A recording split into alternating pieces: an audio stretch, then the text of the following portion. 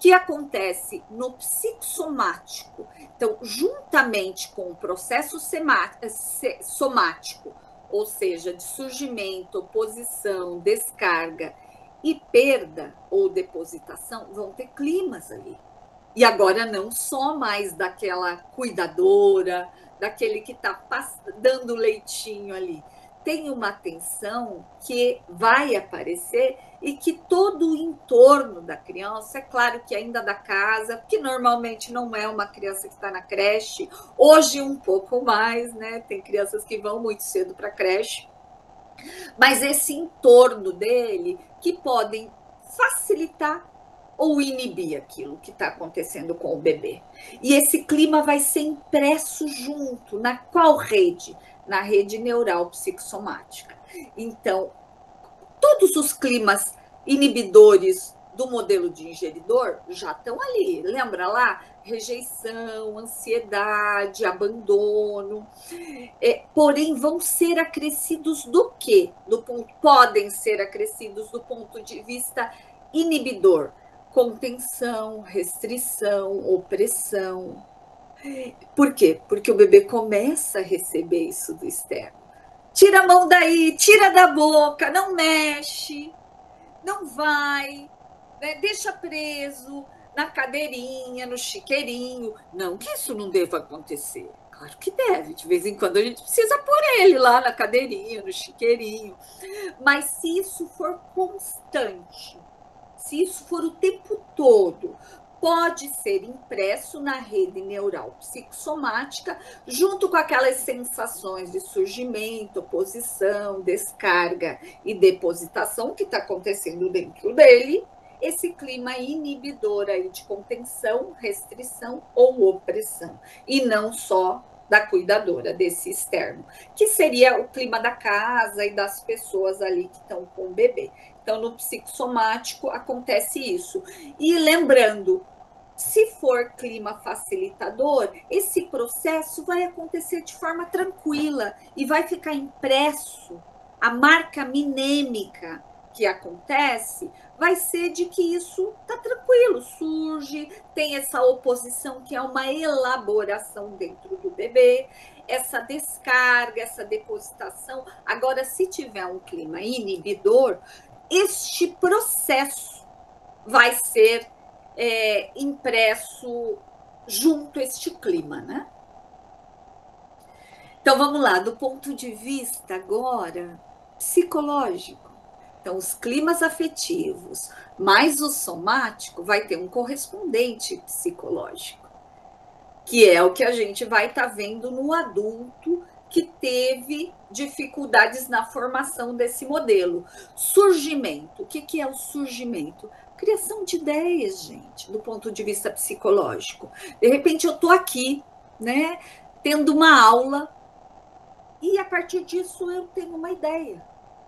Me vem algo novo. Esse novo vai ficar dentro de mim, sendo elaborado com o que eu já tinha aqui dentro de mim. E aí, de repente, eu me preparo aqui. Bom, vou falar para o grupo, né? E aí, esse se preparar é buscar uma forma de expressar, do ponto de vista fisiológico mesmo, né? Um tom de voz, uma expressão, uma postura. E aí, de repente, eu comunico. A comunicação já é estar lá fora aquilo que estava dentro de mim. Então, do ponto de vista psicológico, é isso. Surgimento é a percepção de algo novo dentro da gente, que pode ser uma ideia, pode ser uma percepção, pode ser um sentimento, pode ser uma intenção. A oposição é a elaboração daquilo que apareceu dentro de mim. De repente, eu vou numa festa e fico um pouco tensa. Fico um pouco tensa. E aí, de repente, eu vou ver, puxa, mas o que já aconteceu comigo? Será que é de mim? Será que era meu? Será que é de fora? Então, eu vou elaborando aquilo que eu senti. E aí, depois, eu vou expressar ou não aquilo que está dentro de mim. Para comunicar. Ou não, né? Dependendo do que for. Mas este processo psicológico, ele vai estar sendo associado no bebê com o que está acontecendo do ponto de vista fisiológico. Então, a oposição seria a elaboração daquilo que está acontecendo dentro dele, que então vai pela percepção, sentimento, intenção, ideia. A descarga, que é a expressão, e a comunicação. Assim, eu lembro quando eu entrei em contato com isso, para mim, ficou muito próximo, né? Como assim, expressar e comunicar? Não é a mesma coisa? É que o expressar é como você vai fazer isso do ponto de vista quase fisiológico também. A descarga, como vai ser? E a depositação é a comunicação, é como isso aconteceu lá fora, já envolve um outro, já envolve esse ambiente, esse externo, né? Então, a comunicação de experiências, informações, e aí, de novo, sentimento, percepção, pensamento, intenção, e aí isso já está lá fora. Que no caso do bebê, do ponto de vista fisiológico, é o cocôzinho, né? A gente pode dizer que a comunicação já é a ação, né? Então, o cocô saiu. E a expressão é ainda estou produzindo, ainda estou fazendo aquilo. Isso, do ponto de vista fisiológico, é todo aquele movimento, né, do intestino, do canal ali, para expulsar este conteúdo de dentro do bebê. E aí, de repente, esse conteúdo está lá fora e é a comunicação. Então, vamos lá. Na rede neural psicológica, como a gente viu lá no gráfico, é como se fosse o ato de defecar psicologicamente. E aí ele está dividido em duas áreas, uma área mais intimista e uma área mais relacional. As duas iniciais, surgir algo novo. E a elaboração é de dentro da gente, né? E a relacional é como eu vou pôr isto para fora, que faz parte a descarga e a depositação. Então, a gente vai ver depois com a Natália, no psicopatológico, a gente vai ver que, às vezes, uma pessoa que teve aí climas inibidores mais fortes, registrados nessa fase, ele pode ter dificuldade nessa parte de identificar o que está acontecendo dentro dele, do ponto de vista de criar, e aí elaborar aquilo que está se passando, sentimento, percepção, ideia, ou ele pode ter na hora de comunicar, tá? Então, ou em tudo isso. Mas no consultório a gente vai ver, às vezes mais em uma área mais íntima e às vezes mais relacional, que é na parte da expressão. E às vezes a gente vai ver aquela pessoa que funciona mais como defecadora, que pensa, elabora, vai, tem muitas ideias, mas não consegue pôr para fora. Ou, às vezes, pessoa que funciona como defecador, que não elabora direito e já vai jogando tudo para fora. Então, ora em uma no psicológico, ora em outra. Como nesse exemplo desse desenho aqui. Vamos pensar num rapazinho chamado Paulo. Ele está numa aula de filosofia, vamos pensar nisso. Está lá estudando, ouvindo coisas. De repente, a partir do que ele ouviu, ele percebe que ele tem uma ideia nova. Algo surge aí na cabecinha dele. E aí ele começa a se debater, que é a segunda fase de oposição, aquela ideia nova com o que ele já tinha ali na cabeça. E ele começa a ter uma sequência de ideias, com o que ele já sabia, com o que o professor falou, e aí ele vai elaborando.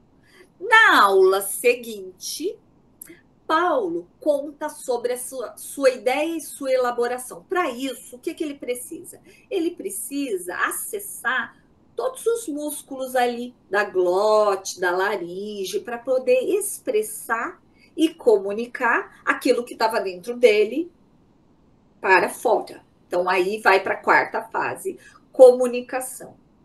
Tá? E isto pode ser prejudicado ou não se ele teve aí dificuldades lá atrás, quando isso começa na estrutura a acontecer pela primeira vez. Tá?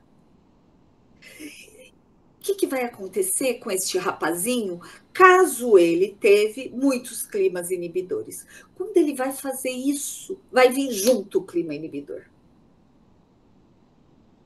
Então, vai ter algo que pode ser que ele evita, ou criar, ou ficar atento à sua criação e elaboração, ou na expressão e comunicação, porque a gente vai evitar, porque aquele clima, de novo, voltando lá algo que a gente viu na aula passada, aquele clima, ele vai vir tal qual foi vivido pelo bebê. E vamos pensar um bebezinho, gente, indefeso, totalmente na mão do outro, que vai fazer contato com climas muito fortes de opressão, de contenção, de restrição. De fato, ele não tem condição de lidar com aquilo. E o adulto, quando vai fazer isso, ele pode entrar em contato com aquele clima tal qual foi vivido pelo bebê, porque é atemporal. Então, ele vai evitar. Ou ele vai fazer isso de uma forma de fazer uma parte, não outra. Para quê? Para não fazer contato com aquele clima que vai desequilibrar o aparelho psicológico.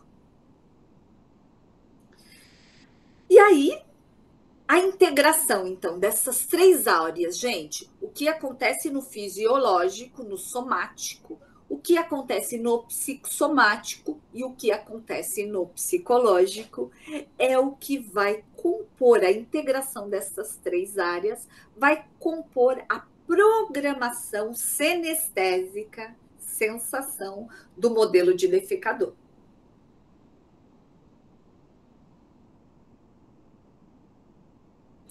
O que é importante aí para a gente não esquecer? Que as conexões entre as sensações somáticas, o que acontece? Quando a gente, vamos pensar, quando a gente come uma feijoada, tem esse exemplo lá no livro, o que acontece com ela? A gente come ela e a gente sente ela até aqui, não é? Depois a gente não sente, porque o intestino delgado não dá condição da gente perceber ele chegando, a gente sente aqui, daqui a pouco a gente sente no intestino. Então, não tem conexão nessa fase, dos 3 aos 8 meses, entre o que entra e o que sai. Então, o bebê tem o desconforto ainda, né, da fome lá do primeiro, que ele percebe num primeiro momento dos 0 aos 3 meses, isso continua. Então, ele tem a tensão da fome. Alguém vem e alivia isso. E aí acabou. De repente ele percebe algo, ele ainda não consegue conectar que o que ele está depositando no mundo tem a ver com o que ele ingeriu. Então, não há essa conexão. E dependendo do como isso acontecer, pode continuar não tendo no psicológico. E aí acontece daquela pessoa que, de repente, expulsa algo no mundo sem fazer a conexão do que entrou, sem considerar, sabe? O que entrou com o que está saindo, ou às vezes do que está saindo com o que entrou dentro dela. Então, isso é muito importante a gente compreender. O motivo fisiológico, então, é isso, a conexão se dá pelo intestino delgado, que tem pouca inervação, logo a gente perde essa condição de percepção. Quais as implicações psicológicas? Não temos conexão clara entre o que entra e o que sai, podendo gerar o quê? Uma sensação de onipotência e soberba. Tudo isso que eu estou colocando no mundo é exclusivamente meu. Fui eu que criei, fui eu que fiz. Não tem nada a ver com o meu professor, com as coisas que eu vi, com o meu colega de trabalho que me ajudou, com o meu chefe que me orientou. Não tem nada a ver. Eu estou fazendo isso, sou eu.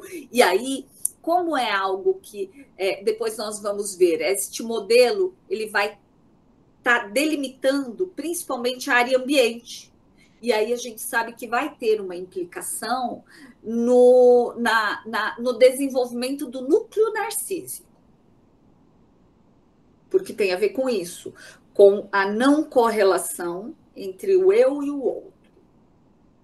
Desenvolvimento na infância. Como é que se dá? Isso foi bacana que vocês colocaram no chat, né? A conexão se dá pela experimentação no mundo, trazendo o reconhecimento do mundo externo. E se esta experimentação foi extremamente impedida, né? Pela opressão, pela contenção, pode trazer uma marca minêmica de impedimento de relação com este fora. E o conceito de não eu tão importante, que é assim, esse cocô, num primeiro momento, para o bebê, cocô sou eu. Este mundo sou eu. Isto é o bebê, isto é a onipotência dele no primeiro momento, esperada. Mas a experimentação no mundo, com climas facilitadores, vai propiciar o quê? Que esse bebê compreenda que este cocô não é ele. E este mundo não é ele. É a noção do não eu. Nasce a noção do não eu neste período. E esta noção vai ser extremamente importante desta relação aí, desta pessoa com o mundo. Qual a parte dele, né? É isso que falta muito para a pessoa que teve dificuldades nessa fase. Como eu disse para vocês, vamos voltar ali para esse importante gráfico que reconhecendo, não é idealização do Vitor Dias. Este gráfico vem de Bermudes, um importante psicodramatista argentino, psiquiatra, que era psicanalista, e depois foi para o psicodrama. Ele cria este gráfico do núcleo do eu, e Vitor parte deste gráfico para construir toda a abordagem da análise psicodramática. E aí o que acontece? Então, no modelo de ingeridor, vamos ver esse gráfico aqui. No modelo de ingeridor, vai criar este primeiro eixo entre o que é do corpo e o que é do ambiente. Formando este segundo eixo do modelo de defecador, vai delimitar a área ambiente, que é essa aqui de baixo. Vai tirar a criança daquele caos em diferenciação para diferenciação e organização, principalmente do que está dentro, do que está fora, entre o que é o bebê e o que não é o bebê. Então, esta experimentação, como no gráfico, vai vir muito pelo bebê colocando as coisas na boca, jogando fora, percebendo, opa, isso é eu, não, isso não é eu, né? O dedinho na boca, os objetos na boca. Então, esta experimentação é muito importante para o bebê.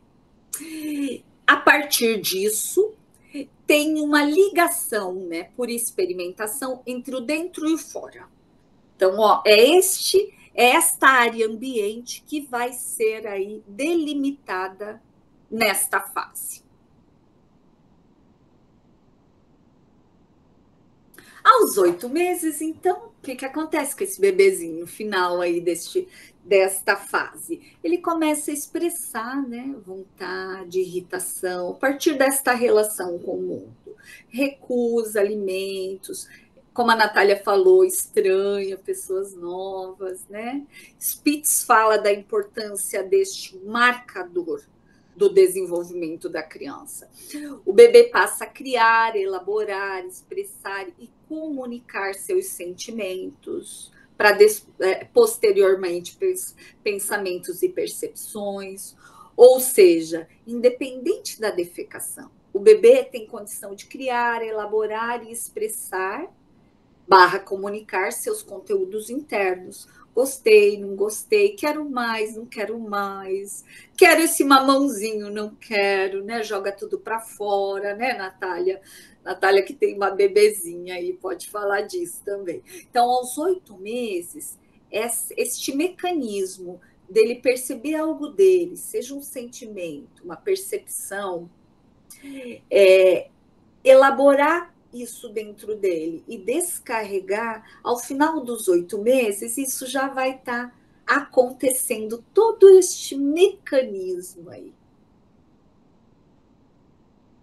Finalização do modelo de defecador, acontece um importante fenômeno entre o que é do mundo interno com o que é do mundo externo. No psicológico, significa correlacionar os conteúdos incorporados com os depositados. Enquanto lá, no modelo digeridor, o binômio mais importante era satisfação / insatisfação, aqui é muito mais essa questão dos conteúdos incorporados com os depositados, tá? Enquanto lá a criança ia sentir satisfação, aqui o bebê vai sentir alívio. Tá? Alívio de poder depositar no mundo algo de forma mais facilitada ou mais prejudicada. Colocar algo no mundo a partir do que ele tem, o que aconteceu dentro dele. Agora uma partezinha, um momento que vocês podem perguntar. Dizer o que está acontecendo aí dentro da cabeça de vocês, qual é a elaboração, né? Se surgiu uma nova ideia, o que está acontecendo aí dentro de vocês?